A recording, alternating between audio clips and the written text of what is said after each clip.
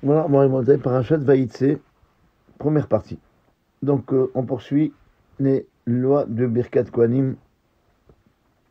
Et après, je pense que la semaine prochaine, on fera, parce qu'on est proche de Hanouka, donc on coupera pour faire Hanouka. Il nous restera peut-être un cours, Hachem, pour parler du Birkat Kohanim, pour terminer tout ce sujet-là, qui est vaste. Vous aurez tous les détails dans vos cours de toutes les halachot, toutes les lois qui concernent la bénédiction des Kohanim. Voilà. Donc, un Kohen qui a épousé une femme divorcée, il n'a pas le droit de faire Birkat Kohanim. Je rappelle, on l'a dit la dernière fois, comme quoi un Kohen qui ne fait pas les mitzvot, il peut faire Birkat Kohanim, sauf Shabbat, c'est une exception, parce que Shabbat, c'est un signe entre Akadosh Baruch Hu et l'Oam Israël. On a dit qu'il n'y a pas une mitzvah plus importante que le Shabbat. Le Shabbat, c'est comme, on avait expliqué, donc je répète, c'est comme quelqu'un qui ferme un magasin, il a une boutique, il ferme sa boutique, tant que il y a son nom en haut du magasin, ça veut dire que le magasin, la boutique est fermée momentanément. Mais si on voit des personnes qui montent et qui enlèvent son nom, ça veut dire que c'est fini. Le Shabbat, c'est ça. Tant que les Bnei Israël, c'est marqué dans Afilu Shechata, même un juif qui faute, il s'appelle Israël, c'est un juif à part entière. Mais le Shabbat, c'est important. Le Shabbat, c'est pas comme la mitzvah. On doit tous, Hachem, si on veut que Israël gagne le combat, si on veut avoir une bracha dans toute notre vie, n'oubliez pas que le Shabbat, c'est le Mekor à bracha, c'est la source des bénédictions, qu'Hachem a donné au Shabbat la possibilité, lui seul, de bénir tout le clan d'Israël. Alors les gens, ils courent chez les Admourim, chez les Rabbanim, pour demander une bracha. Et si on veut la source de tous les brachot, c'est le Shabbat, qu'on soit Shomer Shabbat. Voilà, donc j'ai déjà dit, mais je répète. Donc c'est pour ça que si un juif ne fait pas les mitzvot, eh bien, il peut faire Birkat Kohanim. Par contre, s'il a épousé une divorcée, il n'a pas le droit de faire Birkat Kohanim, et il n'a aucune Kedusha, aucune sainteté du Kohen. Ça veut dire, il ne monte pas Rishon, premier au Sefer Torah, parce que tout ça, c'est la Kedusha pour la sanctification des Kohanim. Il dit, donne-lui toujours la première part. Quand on doit faire Birkat Amazon, si un Kohen, c'est bien de donner au Kohen, dans le cas où c'est un Talmid Racham, c'est quelqu'un qui connaît, donc de faire le Zimoun, de commencer le Birkat Amazon. Pourquoi? Parce qu'il a marqué Vekidasho. Dans toutes les choses, personne en premier. Mais par contre, un Kohen qui a épousé une divorcée n'a pas le droit de faire Birkat Kohanim, et il n'a aucune Kedusha, aucune sainteté, même pas pour le monter premier au Sefer Torah. Et même si ce Kohen, il a épousé une divorcée, et après il a divorcé avec cette femme, donc il n'est plus avec elle, ou bien que cette femme, malheureusement, est décédée, eh bien il est quand même pas soul, il n'a pas le droit encore de faire Birkat Kohanim, mais il n'est plus avec elle. Pourquoi? Il faut, jusqu'au moment où il dit, je fais un éder, je fais un vœu de ne plus jouir devant tout le monde, devant ce qu'on appelle Adat Rabim.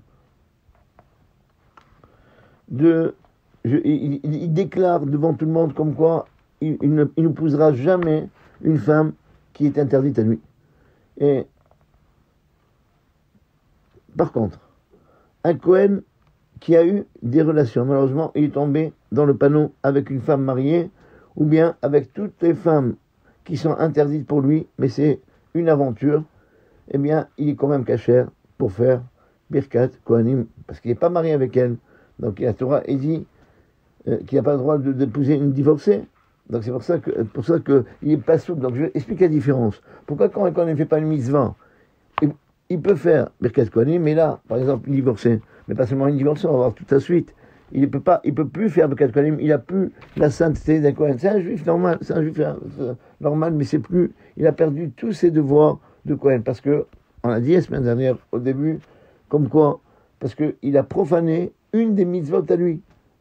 Quand il profane une mitzvah que tout le clan d'Israël, que tous les bénis d'Israël ont le devoir de faire, donc il n'a pas profané une mitzvah à lui, il n'a pas renié ses origines de Kohen. Mais quand un Kohen qui ne respecte pas ses lois de Kohanim à lui, eh bien, il renonce à sa kiyuna.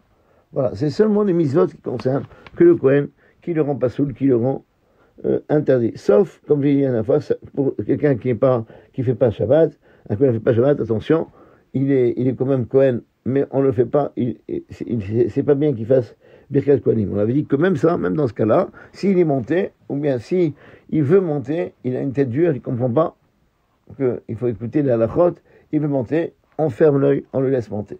Mais par contre, un Kohen comme ça, qui épouse une femme interdite, ou tout, qui ne respecte pas les mitzvot qui concernent les Kohanim, on ne le laisse pas monter.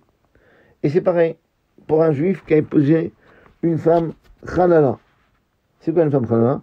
Il a épousé par exemple une femme Girusha, une femme divorcée, ou bien par exemple quelqu'un qui a pris une femme qui est partie en captivité. Voilà, que cette femme-là, il faut savoir que malheureusement, elle est plus cachère pour le Kohen, et même dans le cas où elle est mariée avec un Kohen, elle doit divorcer avec elle, ou bien un Kohen qui a épousé une Goya, même dans le cas où cette fille, elle s'est convertie, la mère s'est convertie avant la naissance. À partir du moment où la conception que cet enfant-là a été fait, quand elle était Goya, eh bien, elle est considérée comme une Goya, même si sa mère s'est convertie entre-temps, avant l'accouchement, elle reste Goya. Tout ça, c'est ce qu'on appelle Khalala. Khalala. C'est une femme, donc c'est-à-dire toute la descendance, on verra, les enfants de cette femme, un Kohen qui a épousé une divorcée, ben, son fils, c'est ça qu'on a, pas lui il n'a pas le droit d'épouser, mais son fils il s'appelle Halal, et ses enfants donc n'ont pas le droit de faire Birkat, Kohanim, ou bien un Kohen qui a épousé une Chaloutza. Chaloutza c'est quoi? C'est que le mari, voilà, il y a un monsieur qui est marié avec une femme, il n'a pas eu d'enfant, donc cette femme-là n'est pas libérée, parce que normalement une femme est libérée par le divorce ou par la mort du mari. Ce monsieur-là, il est niftar, il est décédé, un monsieur qui est décédé, et il n'avait pas d'enfant. Donc la femme, elle n'est pas libérée, elle doit d'abord, pour pouvoir se marier, normalement, elle doit se marier avec son beau-frère. Si son beau-frère ne veut pas d'elle, c'est ce qu'on appelle le hiboum. Si son beau-frère il veut pas d'elle, eh bien, il lui donne la khalitsa. Et la khalitsa, il la libère. Il n'a aucune relation avec lui. Mais ça, chacun, il faut savoir, chacun, quand il signe la ketouba au moment du mariage, eh bien, c'est comme s'il disait, c'est automatique que si on se marie, mais s'il n'y a pas d'enfant, eh bien, cette femme n'est pas libérée, elle doit faire avec le beau-frère, soit hiboum, soit se marier avec lui, ou bien faire khalitsa. Ça veut dire que le beau-frère, il la libère, il dit, moi je veux pas de toi, avec toute la cérémonie qu'on fait au moment de la khalitsa. Voilà. Donc, maintenant, une femme, pareil, elle s'est jamais mariée avec quelqu'un d'autre, elle a perdu son mari, donc elle a perdu son mari, normalement, elle est cachère ou Kohen. C'est seulement dans le cas où c'est une femme guéroucha, une femme divorcée. Quand la femme, il faut bien savoir ça, bon, c'est seulement dans le cas où la femme est divorcée qu'elle ne peut pas se marier avec un Kohen. Mais si une femme est mariée avec un juif, et ce juif-là, il est décédé, un Kohen peut épouser cette femme-là, il n'y a que le Kohen Gadol qui ne peut pas épouser, parce qu'il y a marqué dans la Torah, les gens ils confondent Kohen Gadol et Kohen normal, et ils parlent des Kohanim, ils disent que le Kohen-là, il a fait une grande avéra, une grande faute, il n'y a aucune faute. Il y a marqué, Ki im betula, pour le Kohen Gadol, le grand Kohen, Ki im betula me'ama vikachisha. Il doit prendre une femme vierge parmi son peuple. Ça, c'est le Kohen Gadol. Mais par contre, un Kohen normal, il n'a pas le droit d'épouser qu'une Gerusha, et d'autres femmes en tous les cas, qu'une Gerusha. Voilà. Et donc, les enfants nés de cette union-là, ils s'appellent Chalalim. Voilà. Donc, si quelqu'un, il épouse une femme qui est interdite au Kohen, une femme divorcée, ou bien une femme qui a été prise en captivité, ou bien une femme qui est Goya, même de la conception, ou bien une femme chaloutza, une femme à qui le beau-frère lui va donner la chalitza, c'est comme si il a répudié, eh bien, il n'a pas le droit de faire Birkat Kohanim.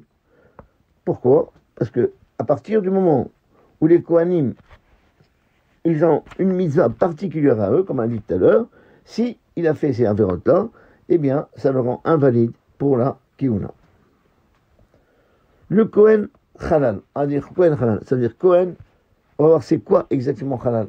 C'est un Kohen, pour vous dire comment des avérotes des fois, que quelqu'un y fait, eh bien, c'est pas ses enfants, c'est toutes les générations qui viennent après, qu'ils supportent cette faute-là. Une faute, c'est pareil à mon révoltail. Des fois, il y a des fautes qui sont indélébiles, qu'on ne peut pas enlever. Un Kohen Halal, un Kohen qui est issu d'une femme interdite au Kohen. Les enfants, comme on a dit tout à l'heure, Gerusha, un homme il a épousé une divorcée, son fils, il s'appelle Kohen Halal. Il est issu d'une union interdite. Eh bien, il n'a pas le droit de faire Birkat Kohanim parce que,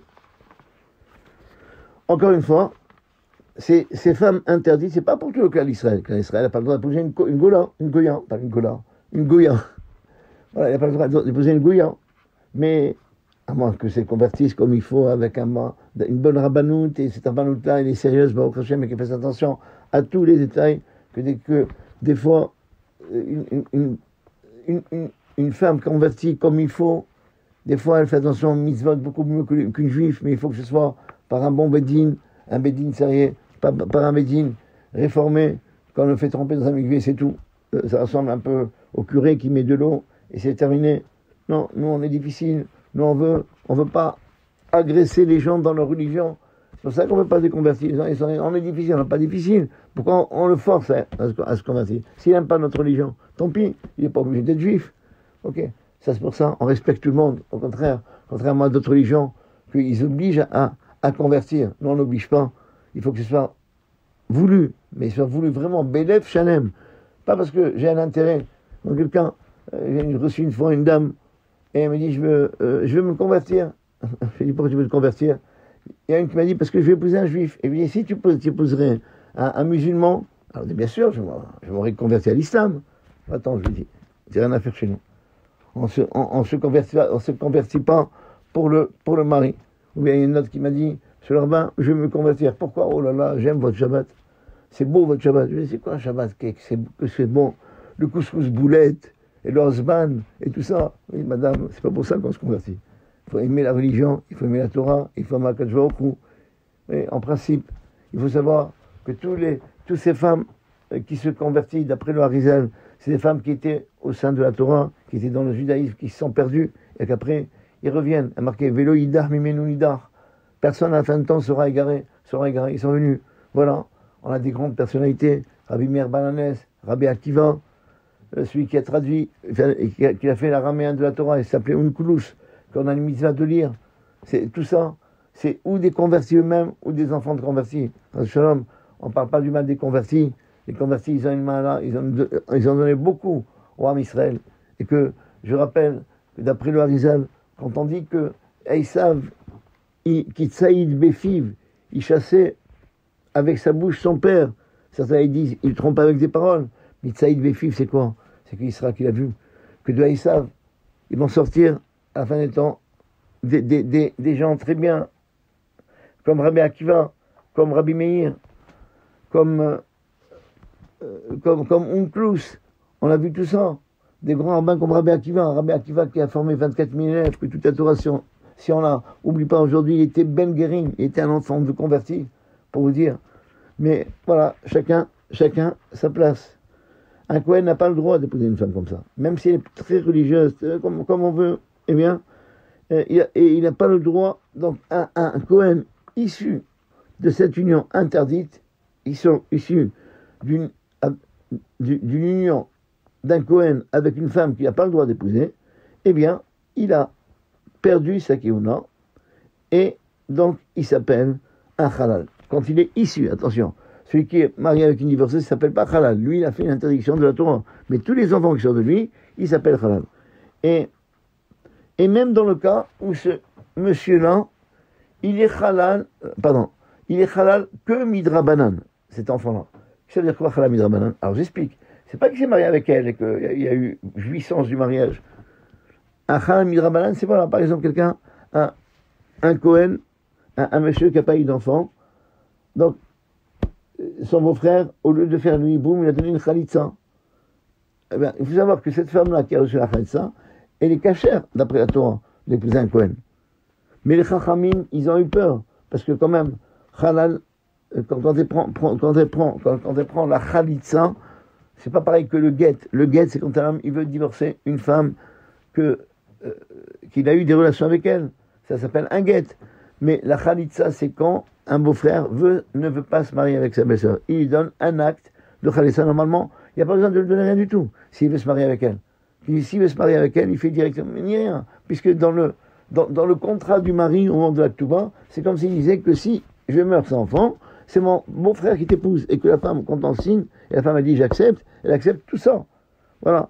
Donc, non, et Khamim, ils ont fait un contrat pour ne pas dire comme ça, pour ne pas que les gens ils voient comme ça un homme, comme ça du jour au lendemain, il va avec une autre femme.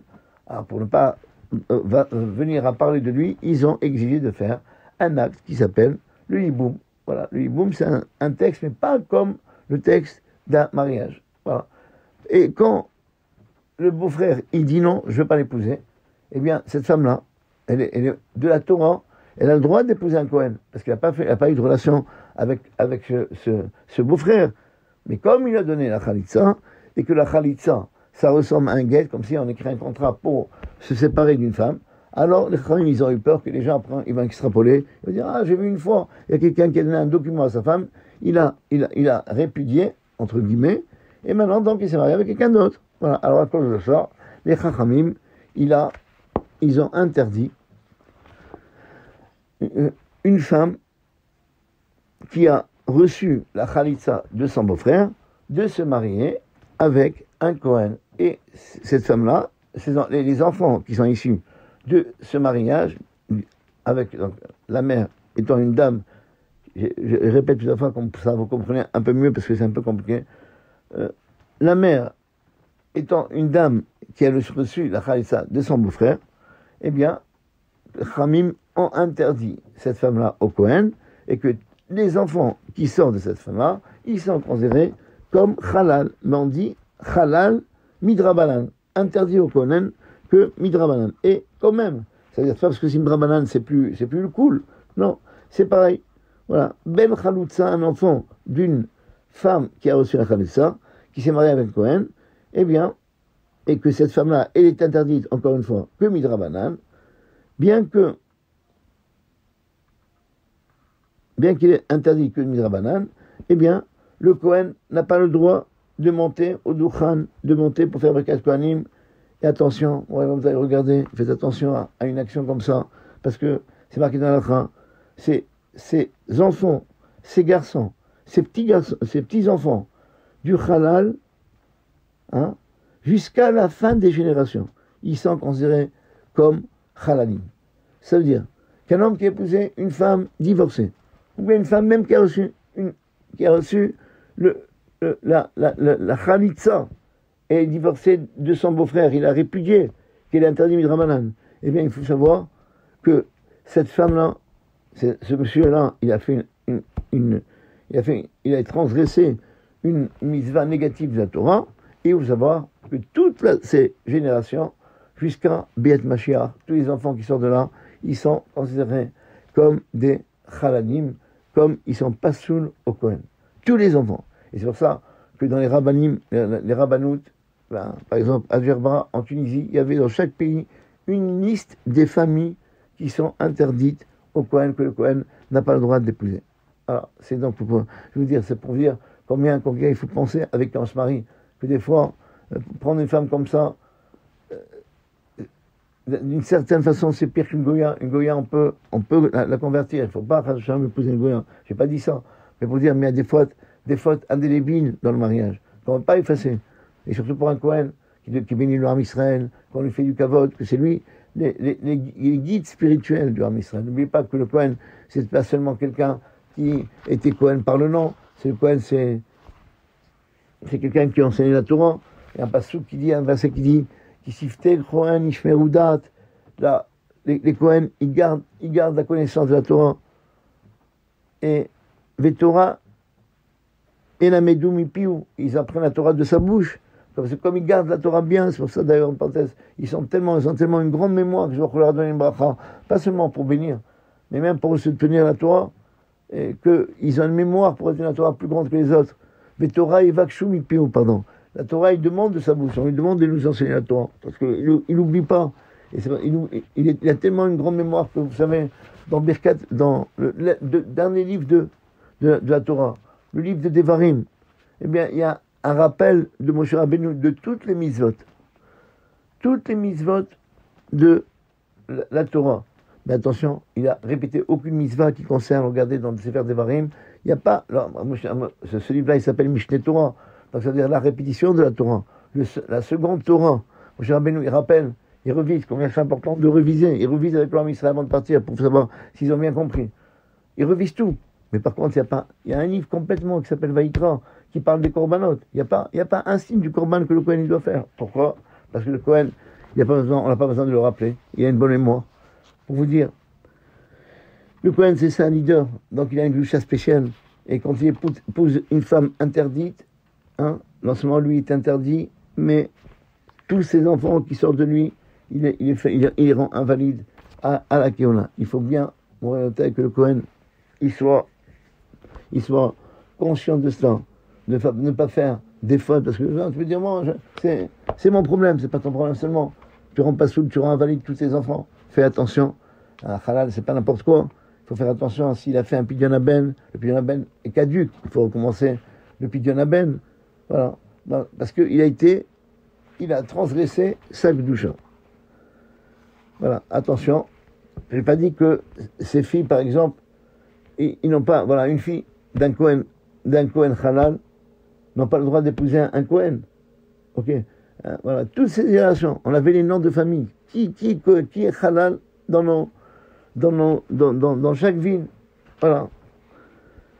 Et pour vous dire l'importance des choses, chaque rabbanout, on ne va pas savoir. C'est pas déjà un mec qui me dit, voilà, tel rabbin m'a dit, je suis permis, c'est pas grave.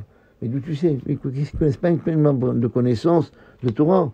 C'est un problème d'information. Est-ce que c'est dans ce pays qui est halal et qui n'est pas halal? Donc voilà. Voilà pourquoi. Il faut savoir que le Kohen qui a pris une femme interdite, lui, il a fait une avera, mais tous ses enfants, ses petits-enfants, ils n'ont pas le droit pour les filles surtout, ils n'ont pas le droit d'épouser un Kohen et qu'ils n'ont pas le droit, ses enfants, ses garçons, puisqu'il y a c'est seulement pour les garçons. Une femme Kohenette, elle a le droit de rentrer au cimetière, elle a le droit de s'impurifier, la Kohen est marquée, et mort et la Kohanim, Béné Aaron. Quand on enseigne les halachot, les lois des Kohanim, il a marqué Béné Aaron, les fils de Aaron, et c'est marqué les fils de Aaron, on sait que les Kohanim, c'est les fils de Aaron, mais pour nous dire qu'il n'y a que les Béné Aaron, que les garçons de Aaron ils ont ces mitzvot-là, et non pas les filles. Et donc, une fille, comme ça, une famille halal, ou bien une fille que son père, il a épousé une femme interdite, elle est halala, elle n'a pas le droit d'épouser un Kohen. Par contre, si c'est une femme, si c'est un garçon, il peut épouser une fille Kohenette qui est halala. C'est un juif, pas un Kohen. Il a le droit d'épouser une femme, parce que la femme, elle n'est pas, la femme elle n'a pas le droit d'épouser un Kohen, mais elle a le droit d'épouser un juif normal. C'est seulement, elle rend pas soul de la Kéoulan. Et même dans le cas, rappelez-vous que ce Kohen, il est invalide seulement midrabanan, comme quelqu'un qui a reçu la Khalitsa. Ses enfants après, ils sont tous pas soul pour faire avec 4 Kohanim et pour monter au premier. Et même dans le cas où il n'y a pas d'autres Kohanim, il n'a pas le droit de faire avec 4 Kohanim. C'est pareil. Pour vous dire, voilà, tous les Kohanim, c'est comme ça. S'ils sont reçus comme ça, ils n'ont pas le droit de monter, même tout seul. Pareil, dans le cas où un Kohen, mais attention, c'est pas exactement pareil, un Kohen il n'a pas épousé une femme interdite, mais lui, il n'a pas respecté ces lois des Kohen. Il est rentré au cimetière, qui ne sont pas pour quelqu'un qui n'est pas de ses 7 proches. Que c'est pas les 7 proches, c'est quoi? C'est le fils, la fille, la femme, le père, la mère, le frère et la sœur. Voilà. Ça, pour eux, il peut s'impurifier. Il peut rentrer au cimetière. Mais attention, la sœur, c'est quand elle est pas mariée. Si elle est mariée, il n'y a pas le droit de rentrer pour aller au cimetière. Ah, moi je suis le petit-fils de quelqu'un qui est Cohen. Alors j'ai le droit, c'est mon grand-père, c'est pas le droit. Il n'y a que les 7 personnes, parents, ce qu'on appelle les parents au premier degré, un Cohen a le droit de s'impurifier pour eux et pas pour les autres. Et donc il n'a aucune kdusha, aucune sainteté de Cohen jusqu'au moment, pour lui, attention, c'est pas jusqu'à la fin des temps, c'est quand dans le cas où il a épousé une femme interdite, tous ses enfants, ils sont interdits, je répète. Mais si un Cohen, il rentre au cimetière, ok, et lui, il n'a pas le droit, lui, il a perdu sa keuna, mais il y a toujours un moyen de rattrapage. Il faut que lui, il fait tchouva, et il prend sur lui de ne plus entrer au cimetière à part pour ses 7 parents. À ce moment-là, on le restitue dans sa keuna, il peut faire Birkat Kohanim. Cohen, qui est malade, et qui a besoin d'une sonde pour les urines, eh bien, ou bien par exemple, ou un petit sachet, un grand sachet peut-être, ou bien un ustensile en verre, et il ressent pas du tout quand il y a l'urine qui tombe dans la sonde, eh bien, il a le droit de faire Birkat Kohanim avec bracha, à une condition, que ses habits supérieurs soient propres, et en plus qu'il n'y a pas une mauvaise odeur. Dans ce cas-là, il a le droit de faire Birkat Kohanim. Voilà, donc on arrêta pour le cours de Birkat Kohanim. On prendra Bez Hashem après Chanukah.